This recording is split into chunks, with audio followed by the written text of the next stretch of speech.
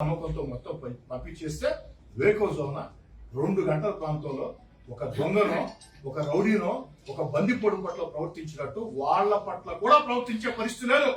నిజంగా మీరు ఆ విధంగా చేయాల్సింది సోమిరెడ్డి గారిని కాదు, ఎవరైతే పార్టీ కొలగొడుతున్నారో అధికార పార్టీ వైఎస్ఆర్ కాంగ్రెస్ పార్టీ కీలక నేతలు బంది పట్ల కంటే దారుణంగా కొలగొడుతున్నారో వాళ్ళ పట్ల ప్రవర్తించాలి.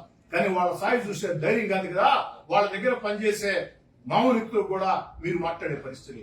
దుర్మార్గంగా వేకోజోన 2 గంటలకి వారి పట్ల వ్యవహరించారు. అధికార వైఎస్ఆర్ కాంగ్రెస్ పార్టీ కీలక నేతలారా, రోజు నెలకాలం ఇలాగే ఉండవు. 2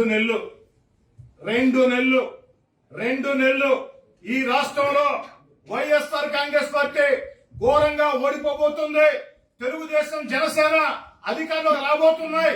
57% ఓట్లు 160 స్థానాలతో తెలుగుదేశం జనసేన గెలవబోతుంది.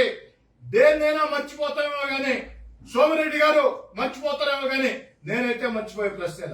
నిన్నటి రోజున సోమిరెడ్డి గారి పట్ల వ్యవహరించిన వ్యవహార శైలి ఆ కీలక నేతలకి, ఆ ఇద్దరు పోలీస్ అధికారులకి ఎలాంటి గుణపాఠం చెప్తామో, మీకు ఇచ్చే రిటర్న్ గిఫ్ట్ ఎంత ఘాటుగా ఉంటుందో ఎన్నికలు పూర్తయినటువంటి 24 గంటల్లో సోమిరెడ్డి గారి పట్ల ప్రవర్తించిన అధికారులు వైఎస్ఆర్ కాంగ్రెస్ పార్టీ కీలక నేతలకి రిటర్న్ గిఫ్ట్ కూడా అంతకు 10 రెట్లు ఇస్తామని చెప్పి తెలియజేసుకుంటూ, ఇప్పటికైనా జిల్లా కలెక్టర్ గారు, ఎస్పీ గారు ఎక్కడైనా మీరు ఐఏఎస్ ఐపీఎస్ అండి, మైనింగ్ డీడీ గారు ఎక్కడైనా మైనింగ్ డీడీ అండి. ఏమిటండి ఈ దారుణం? సైదాపురం వెళితే ఎంఆర్ఓ ఫోన్ చేస్తే స్పీకర్ ఫోన్ ఆన్ చేస్తుంది.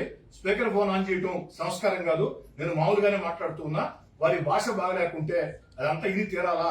ఇలాంటి భాష మాట్లాడే వాళ్ళకి స్పీకర్ ఫోన్ ఆన్ చేయడం తప్పేం కాదని స్పీకర్ ఫోన్ ఆన్ చేస్తే మీడియాలో ఎంఆర్ఓ గారు చెప్పిన మాట, మమ్మల్ని ఏం చేయమంటావు సార్?